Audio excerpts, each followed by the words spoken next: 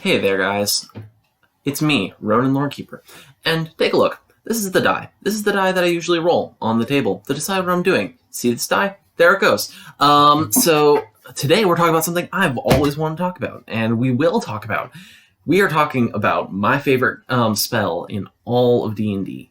A very vague spell known as Karsus' Avatar. This is the moment. This is where I'm just going to go really into it, because what I'm about to talk about is somewhat homebrewy, but it kind of has to be to get to the point where you can cast this spell, because the spell itself is very vague in its casting. So, here we are in my room. Again, I went to the better windows that actually have shades. But anyway, let's get down to this. I'm not going to hold back for too much longer. So, Karsus' Avatar, you probably already know what it is, but for the people who don't, it's a spell, the best spell, the most powerful spell, 12th level spell. It allows you to fuse with a god. And essentially, you absorb the power of that god, essentially just assimilating that god into your being and become a god. The god has little choice in this, and the only part that can backfire is the god does have the ability to completely kill themselves to break the spell.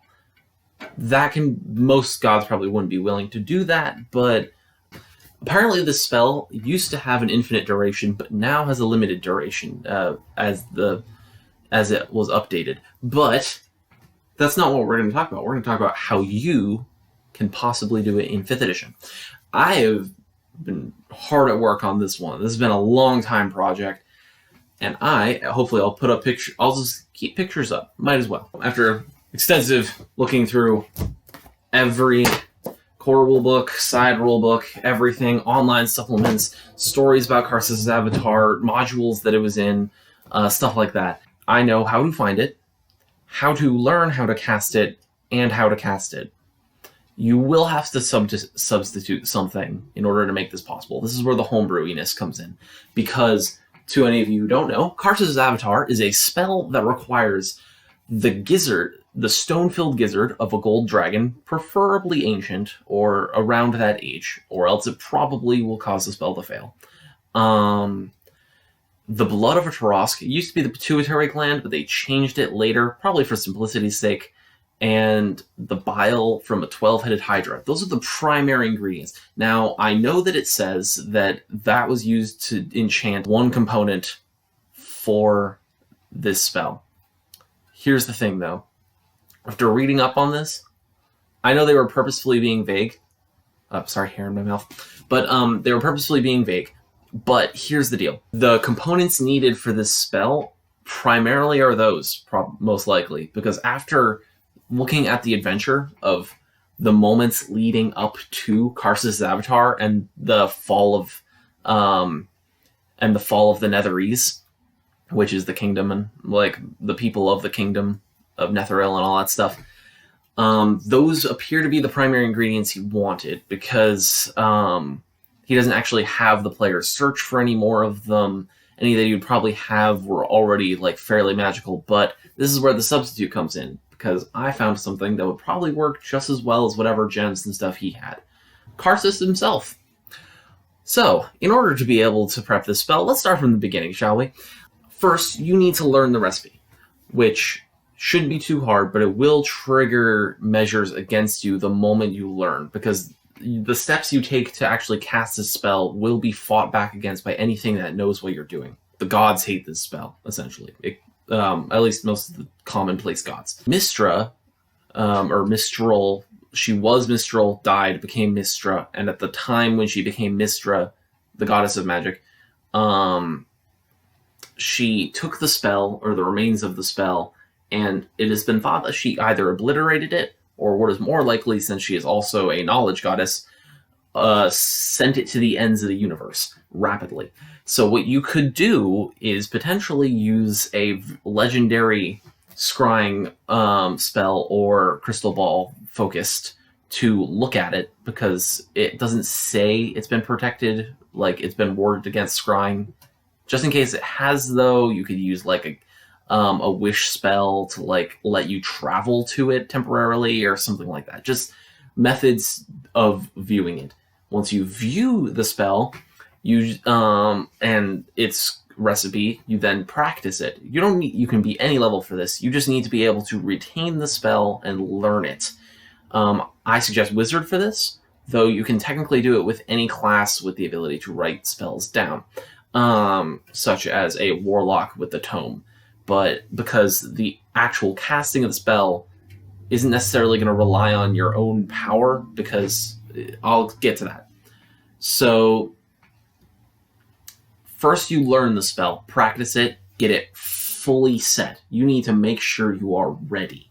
Then you need to get the Gizzard, which should be easy enough. Well, not easy. No, all of these will be incredibly hard. But the Gizzard will probably be one of the easier ones if you can find... Because, like, how they got it in the book was that they talked to an ancient gold dragon, and she got it from her dead mate after they asked for help, and usually gold dragons are nice enough. But to be fair, it'll probably be harder since you're probably not casting the spell in any great cataclysm like Karsus was.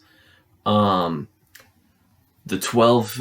bile from a 12-headed Hydra, not too hard to get. You really just have to be high enough level to fight a Hydra and then just keep chopping off heads or being specific about it until you get it to 12 and then collect the bile from its stomach. And then finally, this is by far the easiest. The blood of a Tarask. See, before it was a pituitary gland, and that was pretty difficult, because in order to get that, you would definitely have to wake up the Tarask. You had to bring it to negative 30 hit points just to be able to do that. But since it's just blood now, you can probably just deal a few points of damage with a magical weapon, which would cut enough in it that you could collect a bit of blood for this without waking it up. A couple hit points aren't going to wake up the Tarask. Because it sleeps for months, if not years at a time. So you could totally just do that. The actual components that you'll need to substitute for the hypothetical everything else.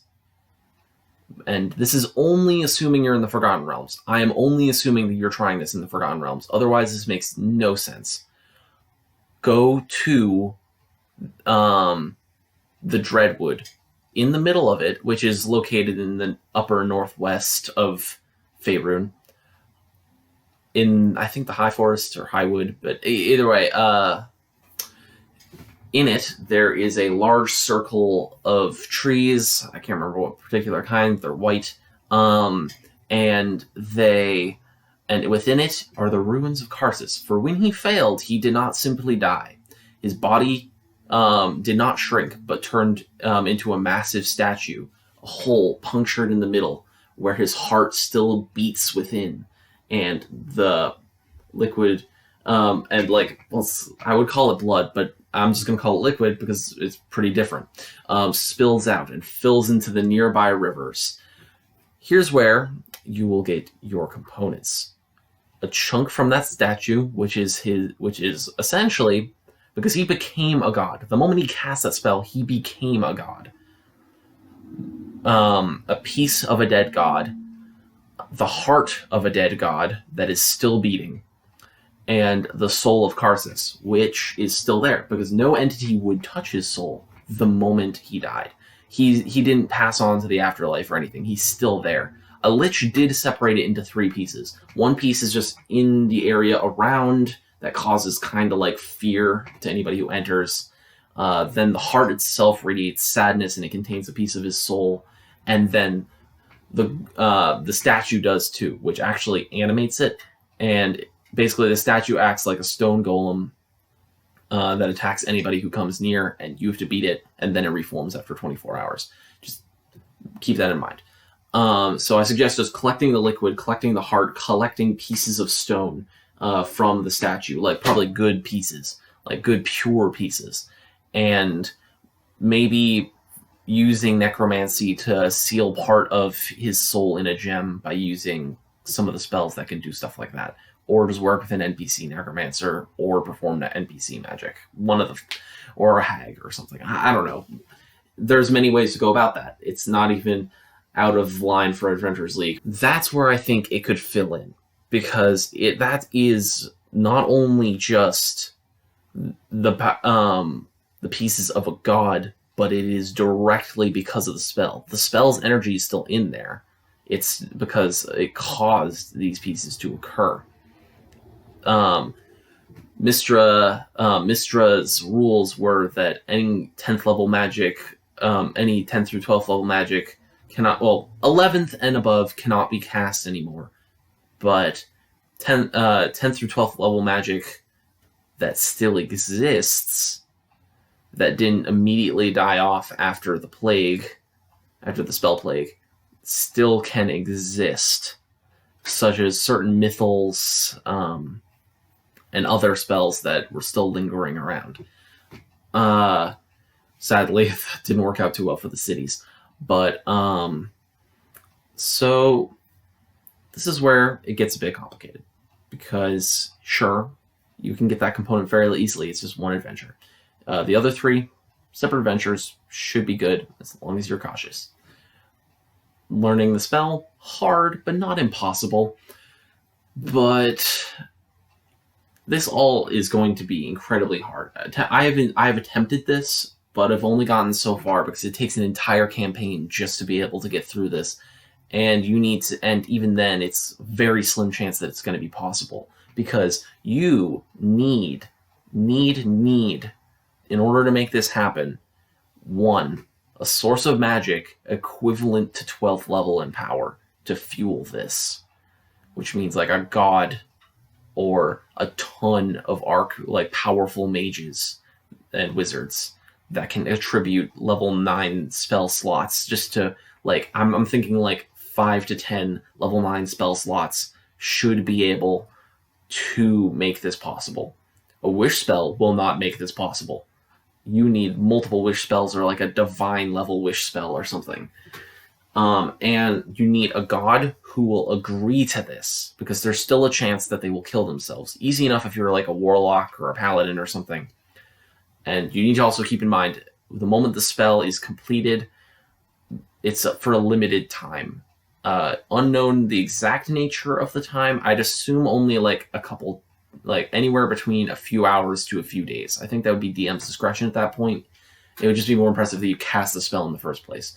And the moment you are separated, most likely, you're still a god to some extent. You won't have all the powers anymore, but you will at least have 25% to 50% of what they had before they split from you. So you will be weakening your own god that way. This will lead into something I'll talk about later, and then something incredibly risky. In order to make this possible, the reason nobody's able to do it that isn't using direct homebrew or direct home rules is because in the Forgotten Realms of Mistra's ban, now Midnight, because she was killed again and then reincarnated again, and you get the drill. So the rule doesn't allow 11th level spells and stuff and above to be cast. I will warn you, this is incredibly risky. There are reasons why DMs avoid this item. I'm referring to the Deck of Many Things. You will need it to make this possible, specifically because of the Fate card. If you can successfully draw the Fate card, you can do this. It's the only thing that contains the power to be able to allow you to do this.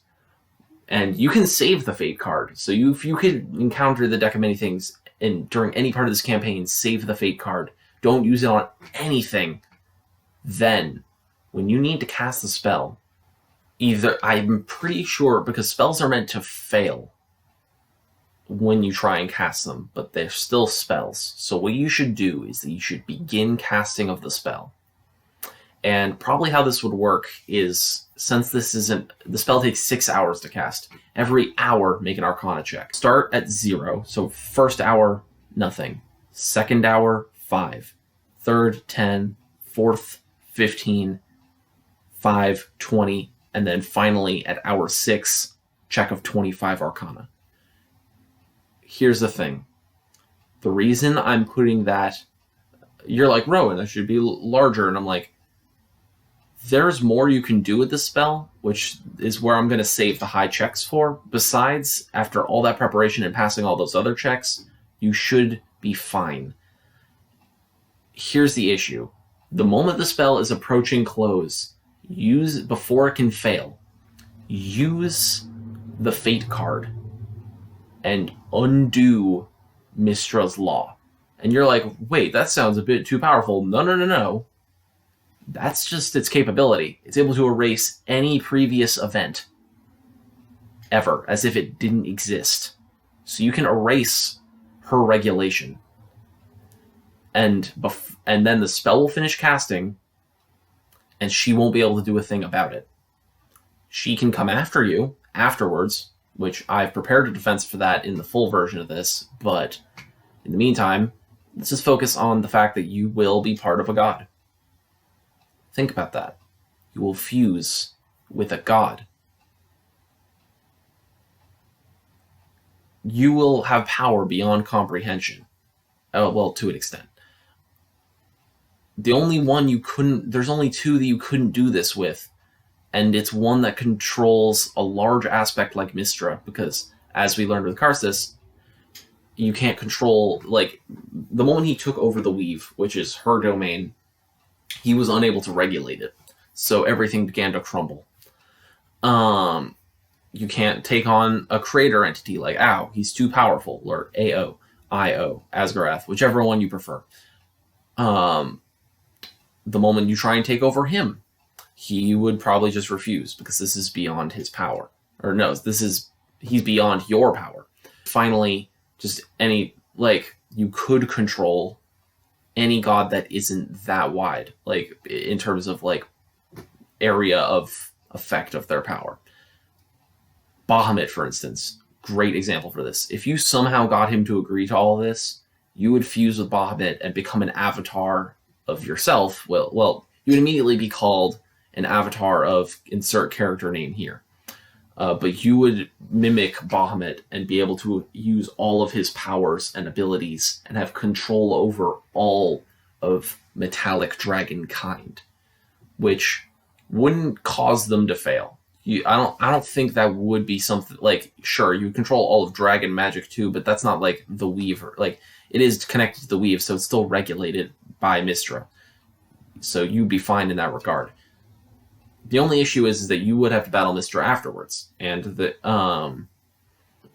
or any gods that heard about this, which is the issue, which I will get into in the next video, of how to create your own divine half-dragon Taraskalich. I've been Ronan Lorekeeper, and I'll see you all tomorrow when I explain how to modify Karsus's avatar to give you that sort of power. Thank you, and I will see you all later.